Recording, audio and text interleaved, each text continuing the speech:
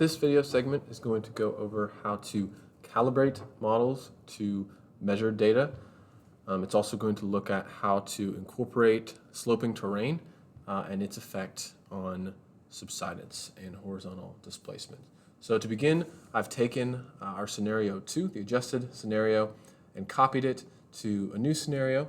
I've also changed the prediction point type from scattered points to both scattered points and grid for surface effects, which we need to incorporate the sloping topography.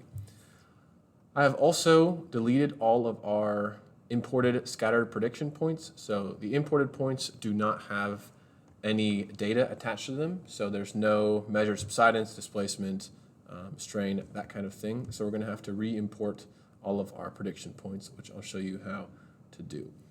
Our mind plan is essentially the same, obviously being copied. It can stay the same in rectangular format. So we'll begin with prediction points. We're going to go ahead and import our point set with the measured data. So I will go to the Import from Excel button.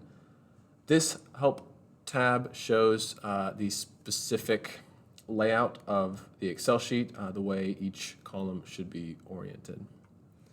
We'll go ahead and select and load, get our tutorial prediction points. And then we're going to import measured subsidence, displacement in the X direction, and displacement in the Y directions. And you'll see that this is the same vertical profile as was used in the last tutorial.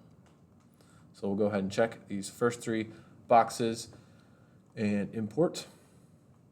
And then once we close this window, they should appear here.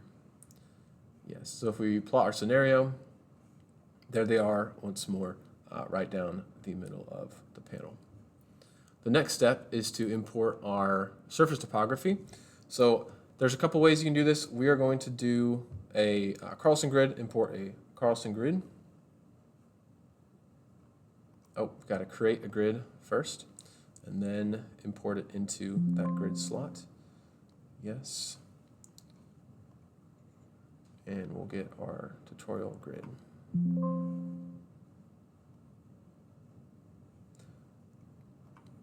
And then this will probably take a second or two to import. So now that that is all set, we close out of this, and the grid will load into our SDPS scenario. We are able to see the elevation grid points, and one helpful feature is the contours. So we're actually able to plot the contours of that grid.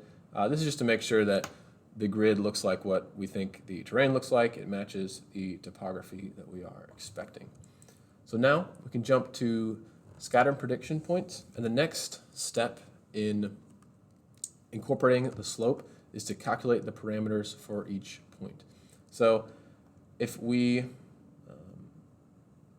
check the steep slope correction box for each, it's a lot faster in the summary tab. We can just go through here and activate that for each individual point, save those changes.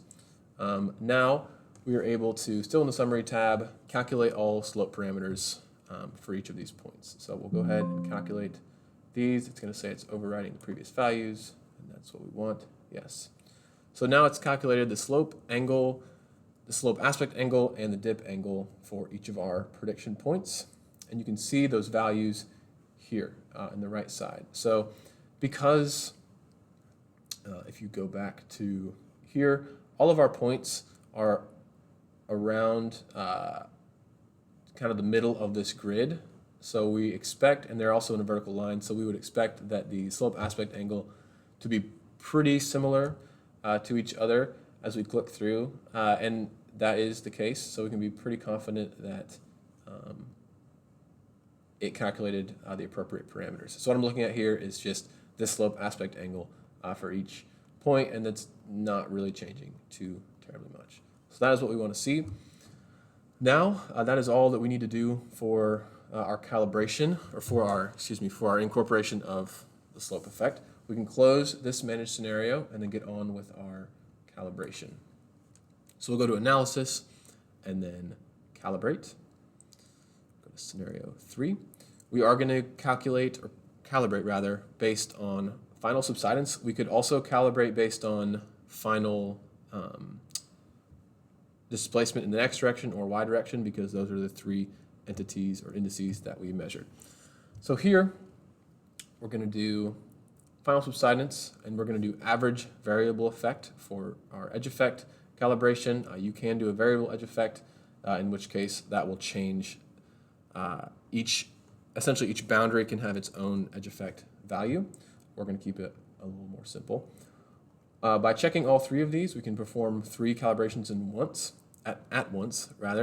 So essentially what we do is set a boundary range. So our tangent beta value will vary between 1 and 3, and we can, that's fine actually, step of 0.1.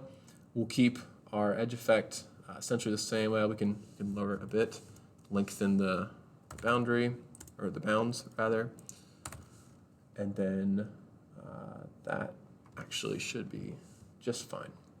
And as you change these ranges and the increment steps, you're going to see this maximum number of iterations change as well.